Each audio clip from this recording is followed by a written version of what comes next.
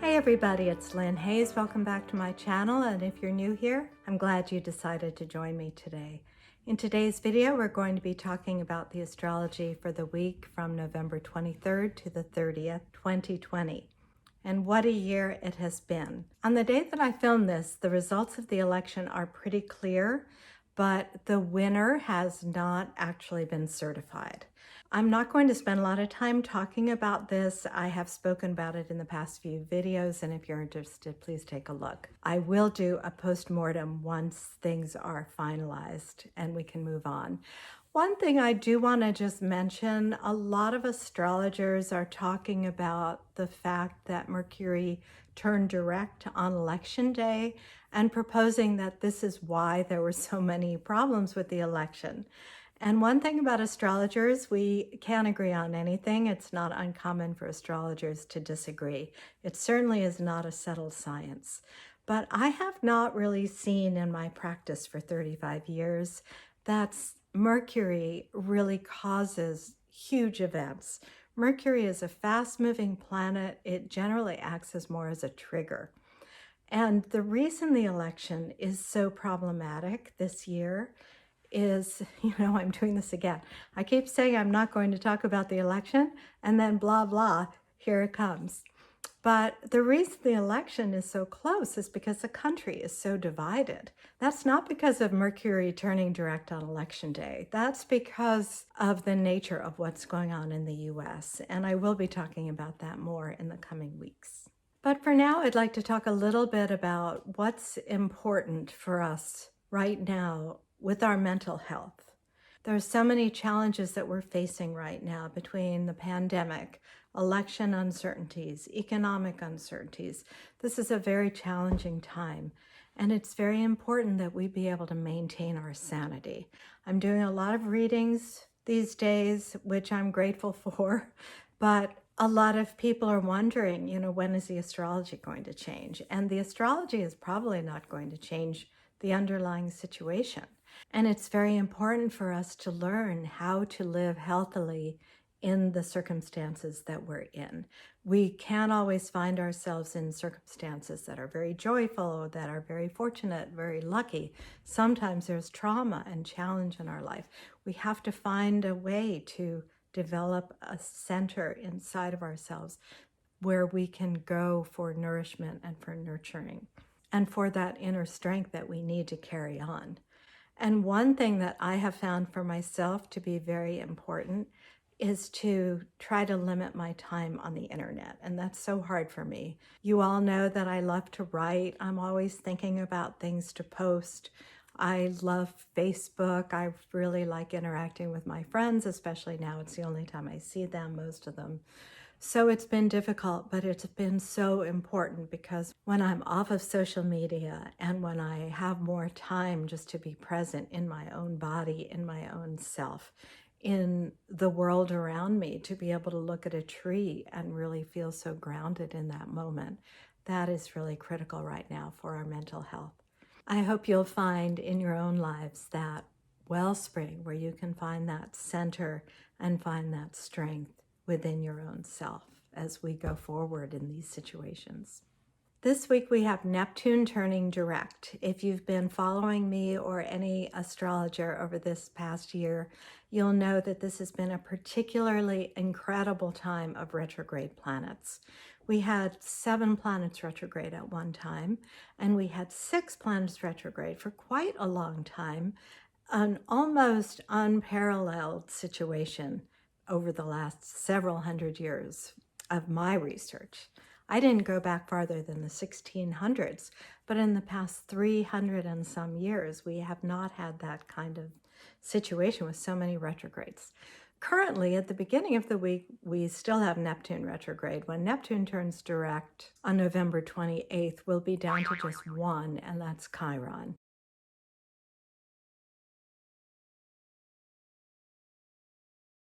A lot of this energy that we felt about being held back and sort of really feeling stuck, unable to move forward in the direction that we're, hoping to be carried, that's all likely going to ease up. It's already started to ease up as the planets one by one have turned direct. When a planet is getting ready to change direction, many of you have heard me say this many, many times, the planet slows down, or it appears to slow down from our perspective as we observe the movement of the planets. When the planet is appearing to be at a standstill in the sky, it's at its strongest. It has a very strong effect on us. So Neptune is the planet of spirituality. It's the planet of creativity and imagination. It bestows this wonderful sense of spiritual enlightenment and growth and connection. But it can also, if we allow ourselves to become overly enamored with Neptune's graces, we can lose some touch with the cold, hard realities of our lives. And when Neptune is stationary in the sky, as it has been for the last month or so, and it will continue to be stationary for another 3 or 4 weeks, it's very important to understand where that boundary is. Neptune is not a planet that really loves boundaries. Neptune's job, in fact, is to dissolve the boundaries, tear down the walls between us and our imagination, our creative wisdom. With Neptune so strong in the sky right now, we just want to be rather careful, because we do still have Saturn at the last degrees of Capricorn, where it demands that we pay attention to those cold, hard facts, that we observe the boundaries, the proper boundaries, and the limitations that we need in order to survive. But we can still take advantage of this magical Neptunian experience. We just don't want to get lost in it. We also have a lunar eclipse at the full moon on November 30th. This eclipse is at the 8th degree of Gemini. And at the lunar eclipse, where the lunar light is obscured, there can be an unmasking of something that needs to emerge, a truth that's been hidden, something that maybe has been lurking under the emotions that we've been processing, feeling, talking about. Underneath, there is something more. And because this lunar eclipse is in the sign of Gemini, which is all about information, it's all about learning, it's all about experiences and having different experiences that inform the way that we experience our life. This is a very active time. It's a time when our emotions are more deeply connected to our thoughts. So we have greater access to them in some way, and it's a very good time for journaling. You know, often when we write, when we're talking or expressing ourselves in some sort of verbal or written way, we discover truths that could not be discovered any other way. And I think that this is something that can really take place during this lunar eclipse in Gemini. We also, at the time of the eclipse, have a nearly exact square, a challenging aspect between Neptune and the nodes of the moon. The nodes of the moon tell the story of our evolutionary journey from the past to the future. And with Neptune and a challenging square to the nodes, there is a sense that the key to our moving from the past to the future is in letting go of our ideas of what needs to happen. And this is all part of this lunar eclipse. So I feel that it's going to be a time of awakening and of inspiration. This is the day when the Electoral College meets, and the eclipse, which is a solar eclipse, sits right on Donald Trump's natal eclipse. So it's going to be very interesting to see what happens on December 14th. But eclipses tend to come in pairs. One eclipse, I have found, kind of opens a door, and the second eclipse shows us how to walk through it.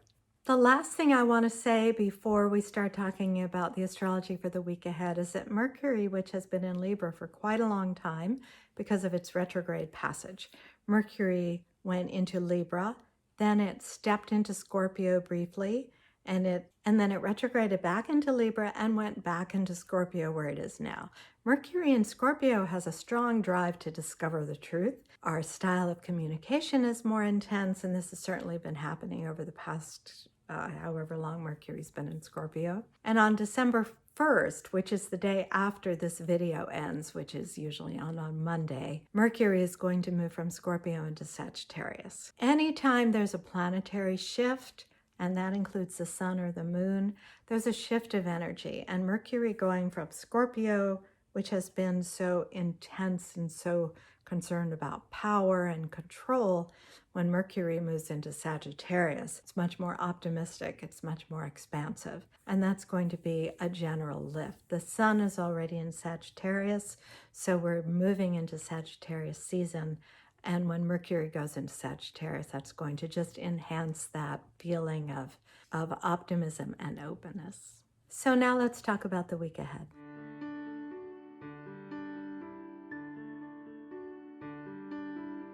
On Monday, the moon starts out in Pisces, and it will be in Pisces all day. We also have Ceres in Pisces, and I've talked about that before. Ceres being the asteroid / planet, which has to do with our own self-care, with our own taking care of our body and our incarnation.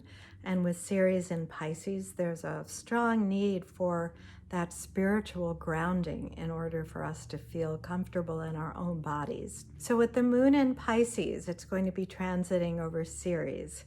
It's going to also be transiting over Neptune. And it's going to be in a harmonious trine also on Monday to Mercury, which is in Scorpio. So this is a lot of water and a lot of dreaminess. We have Pisces and Neptune and Scorpio.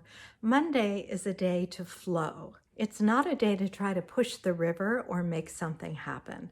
It's a day to allow things to unfold as they do, and it's a day for creative imagination. On Tuesday around 10:04 a.m., and that's Eastern time, the moon's going to move into Aries. The shift from Pisces to Aries is pretty significant.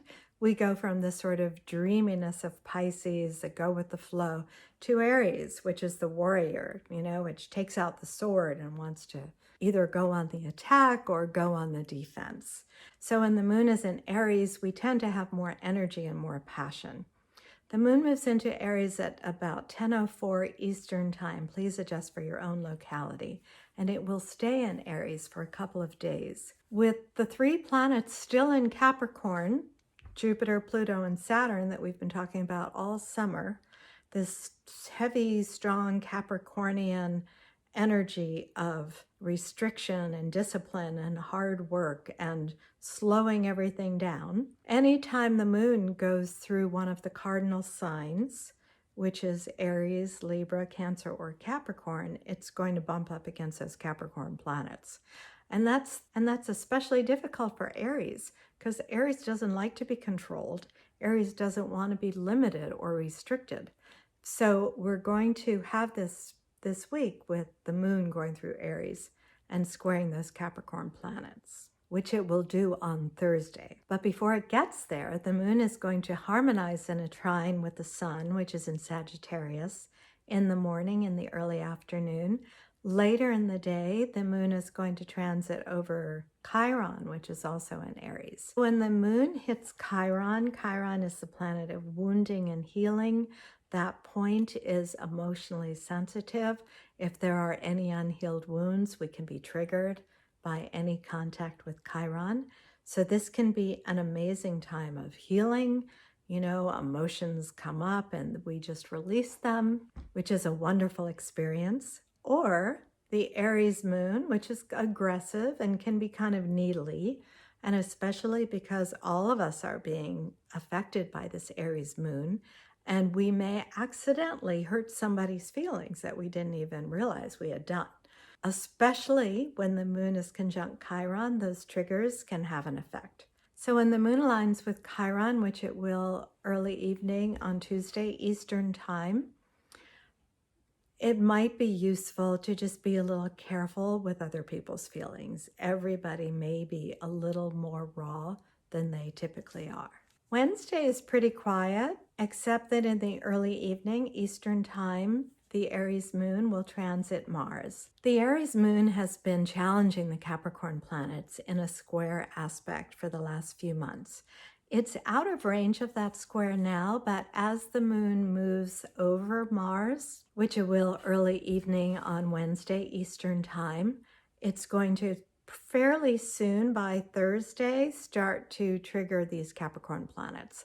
And again, we're looking at Pluto, Jupiter, and Saturn. And that aspect begins on Thursday morning. The moon will hit Pluto first in the morning, and then it will hit Jupiter around noon, early afternoon, and then early evening it will hit Saturn. So on Thursday, watch for there to be some dissonance, maybe some struggle, maybe a sense of restriction, frustration, irritation. However, the Sagittarius sun that day also aligns in a trine with Chiron. That's going to help to facilitate the healing of any energies that come up. On Thursday, with all these planetary energies, the moon in Aries is driving us towards action. The Capricorn planets are holding us back.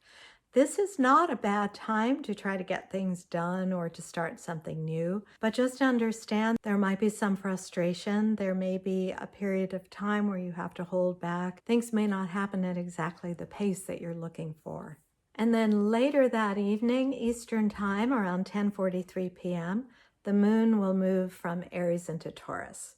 And that will be a very grounding, calming influence that will take us into Friday. On Friday, we have some lovely harmonious transits from Scorpio Mercury sextile to Pluto and from Scorpio Venus sextile Uranus. The sextile from Mercury to Pluto is very good for anything that requires mental focus and concentration.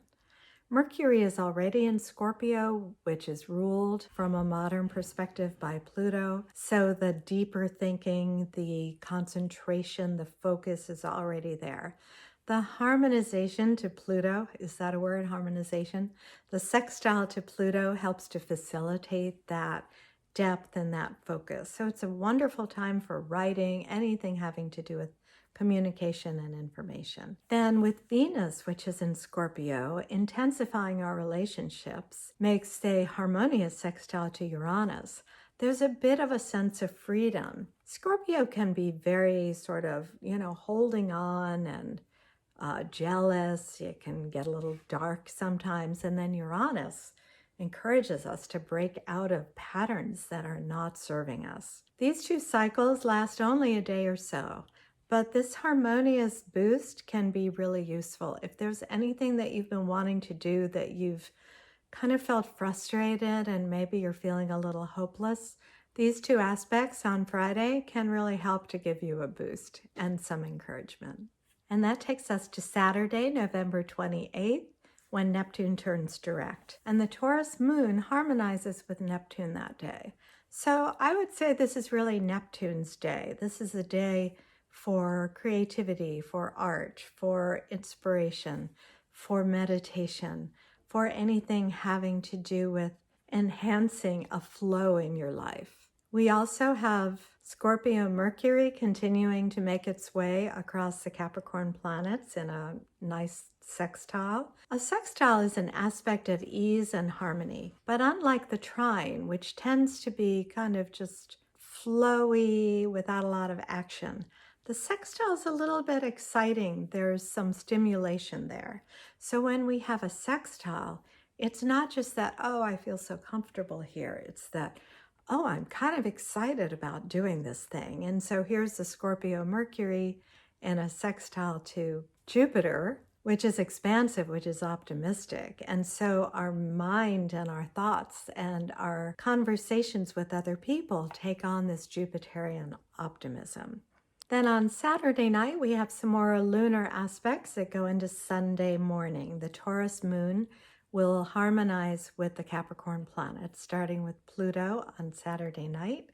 And then on Sunday morning, the Taurus moon will harmonize with Jupiter. So because all of these planets and the moon are in earth signs, there's more grounding. There's more of a sense of practical, what's needed for me to live my life. And because we're generally in a Neptunian time right now, with Neptune stationing direct and being very dreamy and flowy, this Capricornian emphasis on what's practical and what is organized and structured will help us to keep our feet on the ground. At 11:16 a.m. on Sunday, the moon will move into Gemini. Gemini is an air sign. It has to do with conversation and communication and the processing of information. But Gemini also is a bit of a shapeshifter. Under the influence of Gemini, we're curious about a lot of things. We want to try on different ideas and different ways of living.